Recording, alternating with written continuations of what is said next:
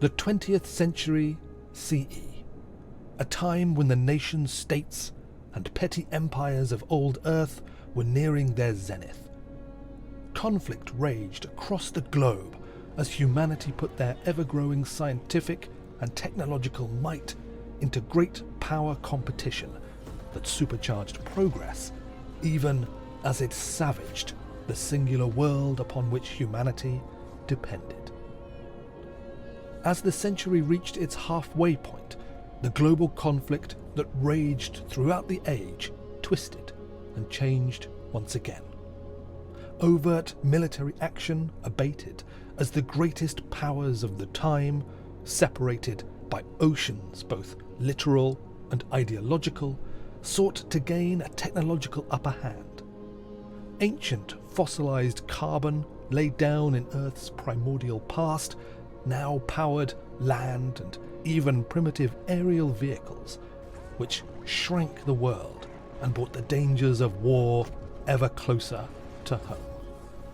As direct confrontation became ever more dangerous, the great minds of the age were put to work building ever longer ranged weapons with which to threaten the enemy. As is so often the case in history, it was through this pursuit of ever more destructive weapons that humanity would push back the bounds of the possible.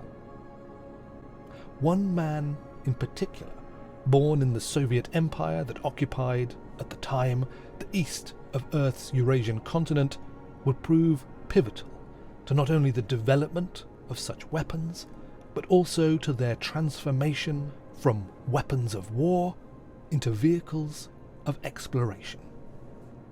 Sergei Pavlovich Korolev, born in 1906 in the Central European country of Ukraine, then a part of the Greater Soviet Empire.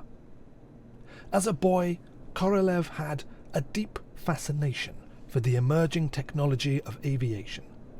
Later employed in the Soviet Experimental Aircraft Design Bureau, where he worked on and even personally test flew aircraft to the altitude limits of the day. Perhaps during such a flight, at the limit of what his primitive aircraft could attain, Korolev may have looked up through the tenuous wisps of atmosphere that separated him from the infinite beyond and dreamed of touching the stars. Fate, however, had other plans for Korolev.